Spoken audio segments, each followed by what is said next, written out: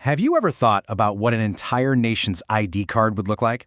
Or maybe a mission statement for, over a billion people? Well, that's exactly what we're digging into today. We're talking about the Preamble to the Constitution of India, often called the very soul of the world's largest democracy. I mean, think about it. It's just one short paragraph, but people call it the soul of the Constitution, its identity card. And hey, that's not just some poetic flourish. Those nicknames, they tell you everything you need to know about the sheer amount of meaning and power that's packed into just a few lines. So, okay, what does this thing actually say? What are the big promises it makes to the people of India, and what kind of country was it trying to build? We're going to break it all down, piece by piece. All right, here's our game plan.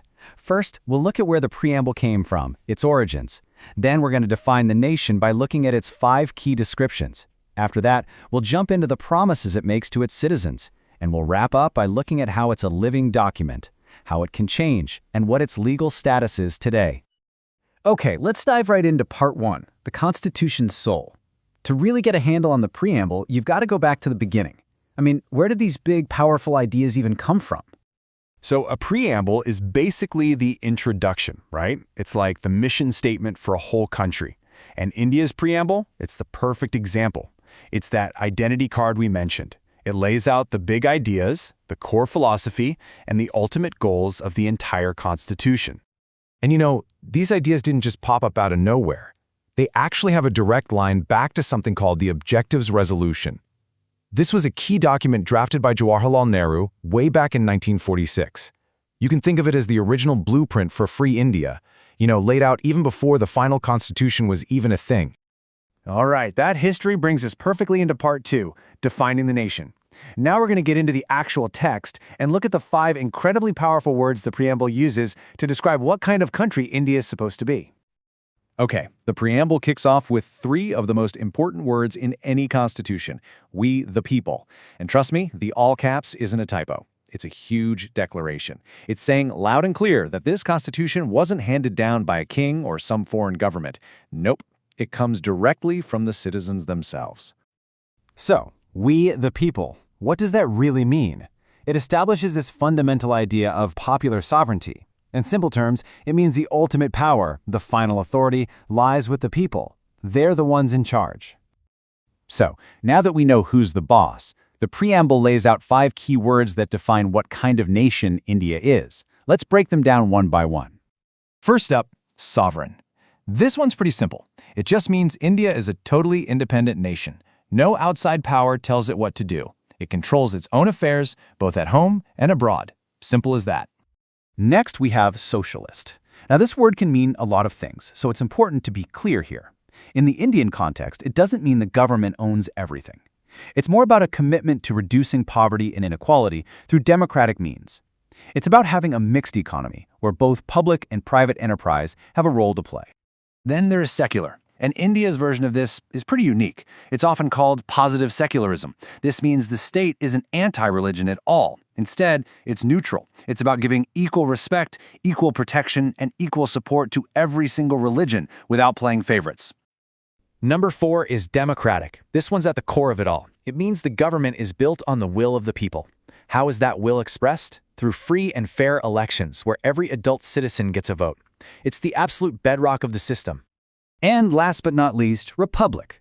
What's that? Well, it simply means the head of state, in India's case the president, is elected.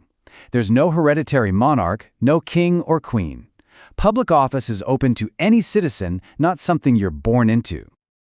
Okay, so those 5 words define the kind of nation India is.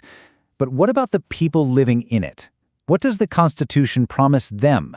That's what Part 3 is all about. This is really the heart of the preamble, the 4 huge promises it makes to every single citizen. So here they are, the 4 big objectives. First, there's justice, and not just one kind, but social, economic, and political justice. Then you have liberty, the freedom of thought, expression, belief, faith, and worship. After that comes equality, making sure everyone has equality of status and of opportunity. And finally, fraternity, promoting a sense of brotherhood to assure the dignity of every individual and the unity of the nation. But let's be real. Are these just nice-sounding words on a piece of paper? Or do they actually have some legal muscle? That's the big question we'll tackle in our final section, Part 4, where we look at the preamble as a living document. So think about this. In over 70 years, how many times do you think this core, foundational text has been changed? The answer is just once. One time. That alone tells you something about how powerful and enduring its original vision really is. And get this, that single amendment didn't even happen until 1976. That's almost 30 years after the Constitution was originally adopted, back in 1949. So it stood untouched for a long, long time. So what exactly did they change? Well, they added 3 words. 2 of them we've already talked about, socialist and secular.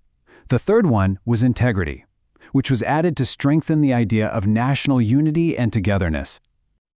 Okay, so let's talk about its legal power, because this is where it gets a little nuanced. It's a bit of a balancing act. On one side, the preamble is absolutely an integral part of the Constitution. It's the guiding light for judges and lawmakers when they're interpreting the law. But, and this is a big but, it's not directly enforceable in court.